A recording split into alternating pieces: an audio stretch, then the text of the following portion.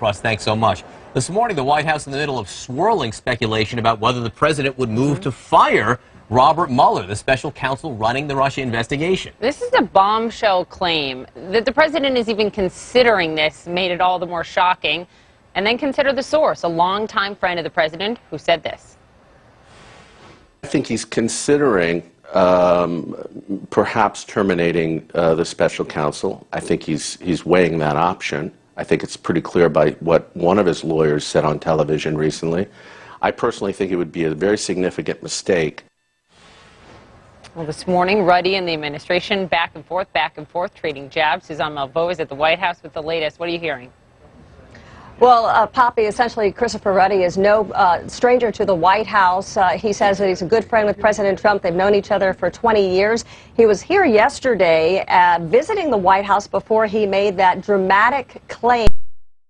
John Spicer, the White House spokesperson, responded in his own statement saying that Mr. Ruddy never spoke to the president regarding this issue with respect to this subject. Only the president or his attorneys are authorized to comment. Now, Ruddy is really hitting back hard this morning, doubling down, if you will, taking issue with Spicer's statement, releasing his own statement this morning, saying here that Spicer issued a bizarre late-night press release that A, doesn't deny my claim the president is considering firing Mueller, and B, says I didn't speak to the president about the matter when I never claimed to have done so. Memo to Sean, focus your efforts on exposing the flim-flam Russian allegations against POTUS and highlighting his remarkable achievements.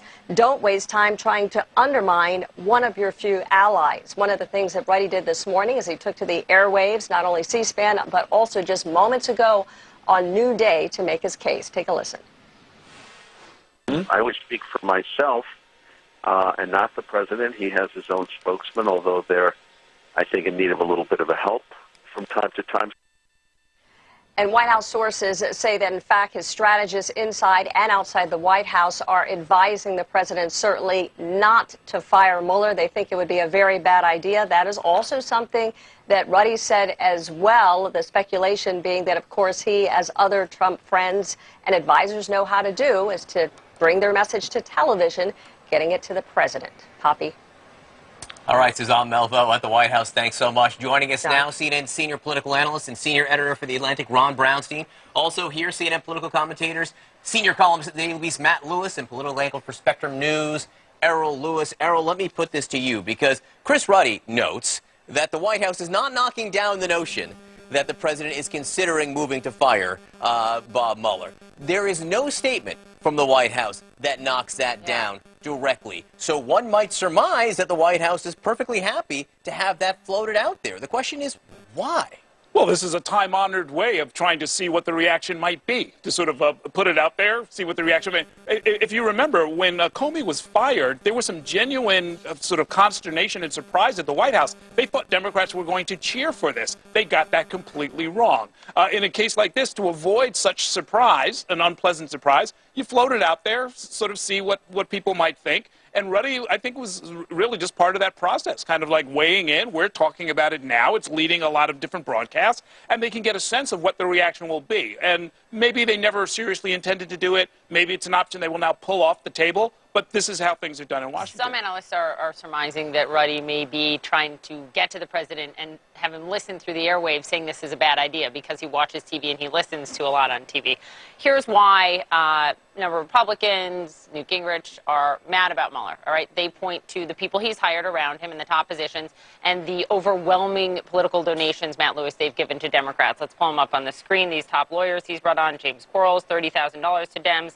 Janine Reed, $12,700. Andrew Weissman, $4,300. You get the picture. Is that a legitimate gripe, Matt? You know who else gave a lot of money to Democrats? Donald Trump. So true. We didn't put him up on the screen there. We forgot. I'm sorry about that.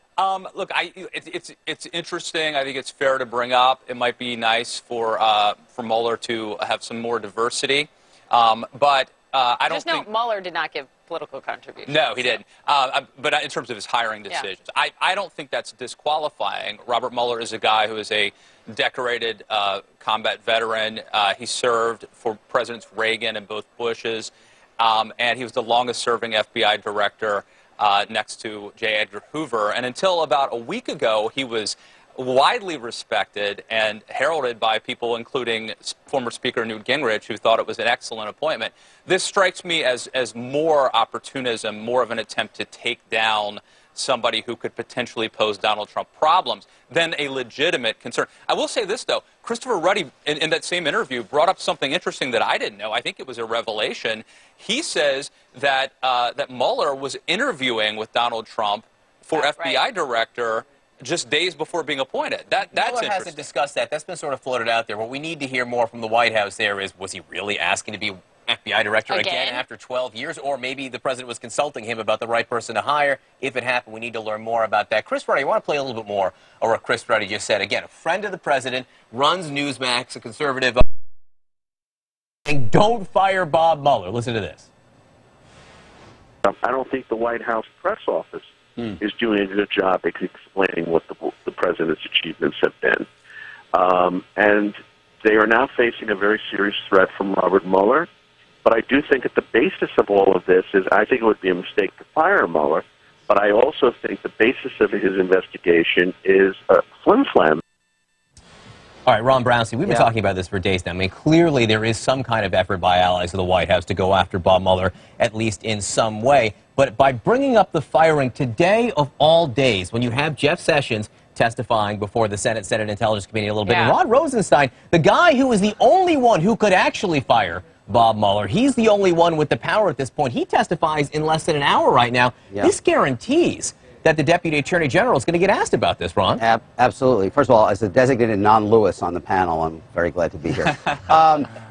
Look, I think this is part of a broader pattern we have talked about before. The unerring instinct of Donald Trump is always to try to delegitimize any institution that he believes can challenge him, from the fake news media to so-called judges to personally denigrating any member of Congress who kind of stands in the way of his agenda. This fits in a long pattern, and it also fits, I think, is kind of the inevitable, even the floating of this idea, is the inevitable result of a Republican congressional leadership that has essentially indulged him and explained away and found a way to excuse his excesses at every turn. What Chris Ruddy said on New Day was a lot stronger than what we heard from Paul Ryan this morning. His verb was he'd be surprised if President Trump fired Bob Mueller. Not that he would be outraged, although he said also, you know, I think we should let him do his job. I think it is reasonable for Donald Trump to assume that more Republicans than you might expect would accept a move like this. But, you know, again, I think it is a trial balloon. It would be a full-scale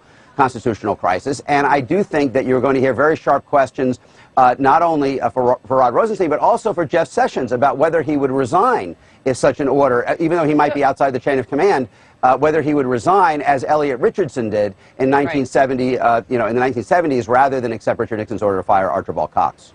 What I was going to say on that point, Errol Lewis, is what does Rod Rosenstein say today? Not if he is asked this, when he is asked this. That's exactly right. I think he's being a sort of a prudent attorney and somebody who has actually sort of stood up and not just gone with the White House spin at crucial points.